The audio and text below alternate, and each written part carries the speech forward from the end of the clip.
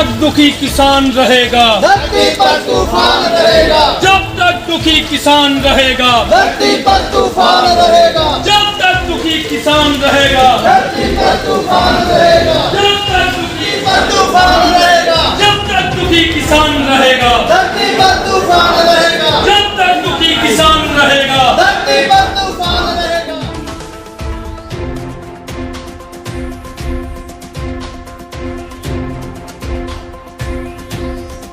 नमस्कार, आज हिंदुस्तान देख रहे हैं आप और मैं हूं इस वक्त आपके साथ मिथिलेश शुक्ला।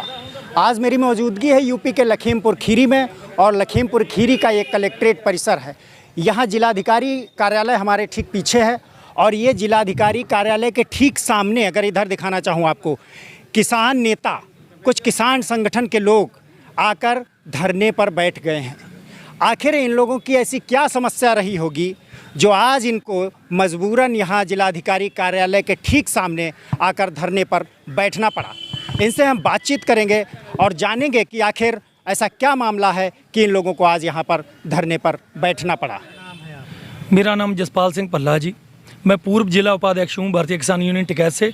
इस समय मैं भारतीय किसान यूनियन अराजनीतिक के बैनर के तले जिलाध्यक्ष जी के साथ यहाँ बैठा हूँ लखीमपुर खीरी में। धरने पर बैठे हैं जी, जिलाधिकारी लखीमपुर खीरी के यहाँ ऑफिस के सामने धरने पर बैठे हैं हम लोग।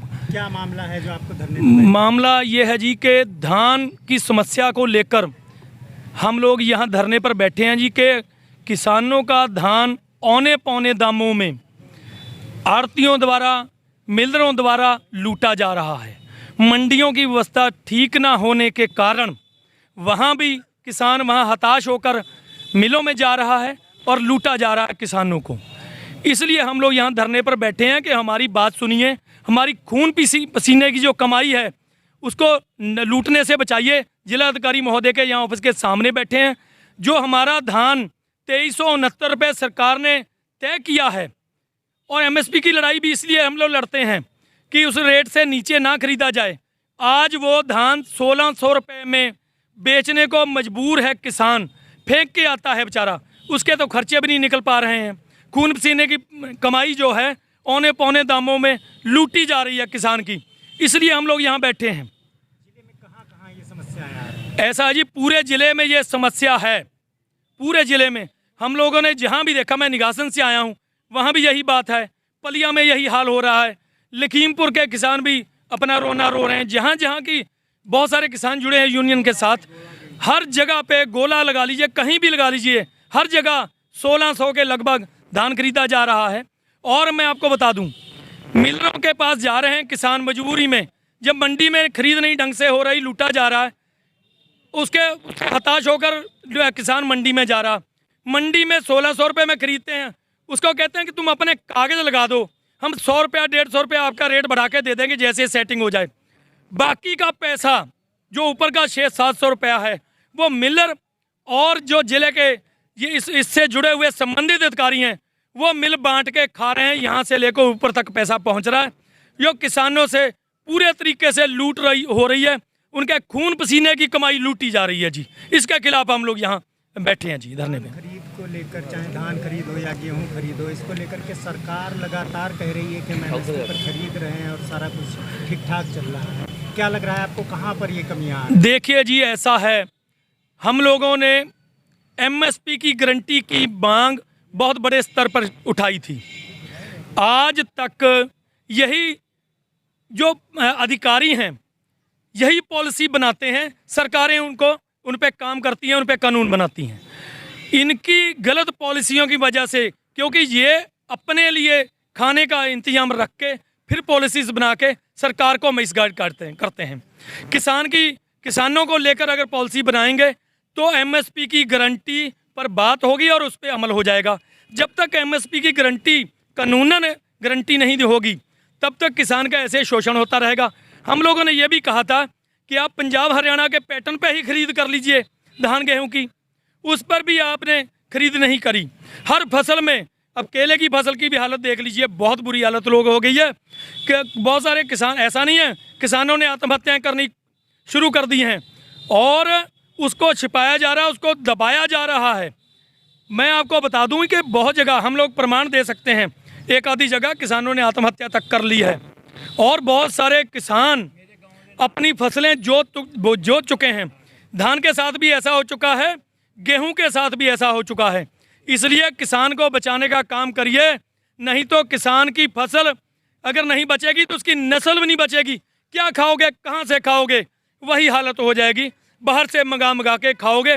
आपको पता है सुअर को खिलाने वाला गेहूं यहाँ पर अमेरिका देता था, वही खाते थे हम लोग। तो वही हालत होने वाली है। इसलिए बचाइए, सरकार से अपील करते हैं किसानों को बचाइए। आज आप यहाँ धरने पे बैठ गए, इससे पहले आपने किन्हीं अधिकारियों से संपर्क किया या उनसे अपनी शिकायत कही? अपनी तहसीलों के सभी तहसीलों से, काफ़ी तहसीलों से लोग आए हुए हैं। अपनी तहसीलों में सभी लोगों ने ज्ञापन द्वारा और वैसे मीटिंग करके अधिकारियों को अवगत कराया।